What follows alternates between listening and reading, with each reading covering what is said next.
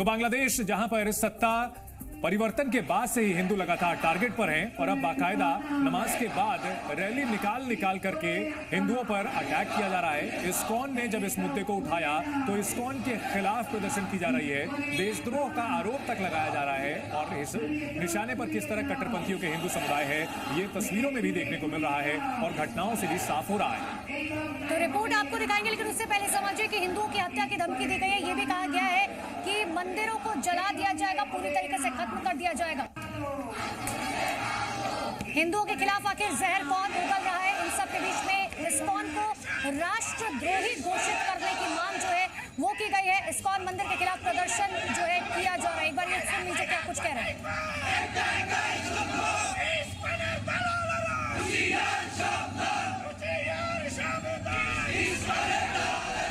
बांग्लादेश में क्यों लगे हिंदू मंदिरों को जलाने के नारे?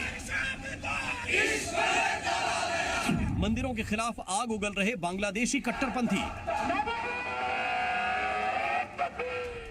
बांग्लादेश में इस्कॉन के खिलाफ कट्टरपंथियों का प्रदर्शन।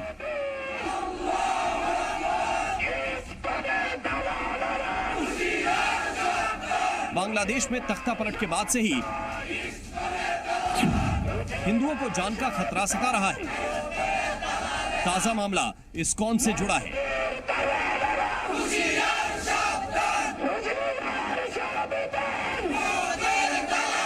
जिसमें लोगों को इस्कॉन जाप न करने की चेतावनी दी गई है।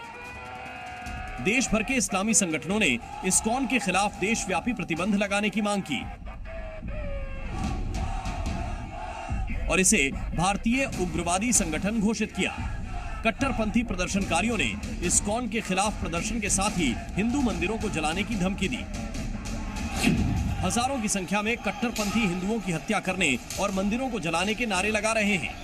बांग्लादेश की कट्टरपंथी इस्लामी राजनीतिक पार्टी हेफजत इस्लाम ने बांग्लादेश में इस्कॉन पर प्रतिबंध लगाने की मांग की है। बांग्लादेश के चटगांव में विरोध रैली निकाली गई। कट्टरपंथियों ने बांग्लादेश में इस्कॉन पर प्रतिबंध न लगाने पर बड़े विरोध की धमकी दी गई।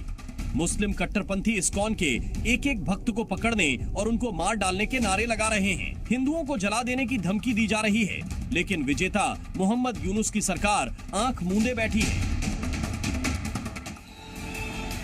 इन तस्वीरों को देखिए, बीते 5 नवंबर की है। बांग्लादेश के चटगांव में हिंदुओं के साथ हुई भयानक बर्बरता की जा रही है। बांग्लादेश की यूनुस सरकार हिंदू समुदाय के खिलाफ कितनी बेरहम होती है जा रही है।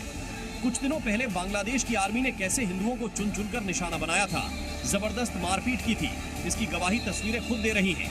ये पूरा मामला इस्कॉन के खिलाफ एक विवादित पोस्ट से जुड़ा था, जिसके खिलाफ हिंदू समुदाय सड़कों पर उतरा था। शांतिपूर्ण प्रदर्शन कर रहे हिंदुओं पर वहां के सुरक्षा बलों ने लाठीचार्ज कर दिया, गोलियां भी चलाई।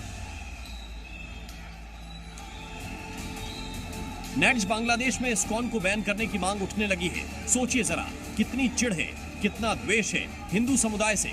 इस्कॉन को बैन करने के लिए चटगांव में विरोध रैली निकाली गई। ये रैली बांग्लादेश के संगठन हिफाजत-ए-इस्लाम ने निकाली, जिसमें इस्कॉन पर प्रतिबंध लगाने की मांग की। हिफाजत के नफरती नेताओं ने यूनुस सरकार को धमकी दी है कि अगर इस्कॉन को बैन नहीं किया गया तो पूरे बांग्लादेश में विरोध मार्च निकाले जाएंगे।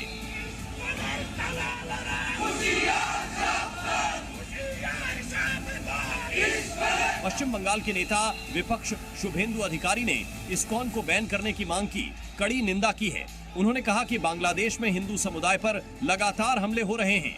इस्कॉन 76 देशों में मौजूद ऐसा संगठन है जो कृष्ण भगवान की भक्ति को जागृत करता है। अब वो बांग्लादेश में संकट में है। बांग्लादेश में सांप्रदायिक तनाव बढ़ाने के मकसद से रैली निकाली जा रही है। नारे लगाए जा रहे हैं कि बांग्लादेश में इस्कॉन के लिए कोई जगह नहीं है। इस्कॉन को जला दो, इस्कॉन को ध्वस्त कर दो, ऐसी नारेबाजी हो रही है। बांग्लादेश के कट्टरपंथी इस्कॉन के खिलाफ भयावह प्लान तैयार कर रहे हैं। अगर बांग्लादेश में इस्कॉन को कुछ भी होता है तो परिणाम बहुत बुरे होंगे। यूनुस सरकार के आने के बाद से बांग्लादेश में हिंदुओं के खिलाफ इतना अत्याचार बढ़ गया है जिसकी कोई सीमा नहीं है और अब तो इस्कॉन को निशाना बनाया जा रहा है। ब्यूरो रिपोर्ट जे मीडिया। तो इस्कॉन के ऊपर नाराजगी इस वजह से है क्योंकि इस्कॉन ने वहां पर जो अत्याचार हो रहा था हिंदुओं पर उसे प्रमुखता से उठाया था और इसके बाद बांग्लादेश में हिंदुओं पर अत्याचार जो है वो अंतर्राष्ट्रीय अटेंशन का मुद्दा बना। लेकिन हिंदुओं की क्या कुछ मांगे हैं ये भी हम आपको दिखाते हैं। हिंदुओं की सुरक्षा सुनिश्चित करने की मांग हिंदू समुदाय ने वहां पर की है। इतना ही नहीं, पिछले कुछ दिनों में घटनाएं बहुत ज्यादा बढ़ गई। हिंदुओं को टारगेट किया जा रहा है, हमलावरों को सख्त से सख्त सजा मिले, ये भी मांग जो है हिंदुओं की तरफ से की जा रही है। वहीं पीड़ित परिवार जो है हिंदुओं के, उनको मुआवजे की मांग सरकार से की गई है। हिंदू कल्याण ट्रस्ट बोर्ड का गठन करने की मांग भी की गई है।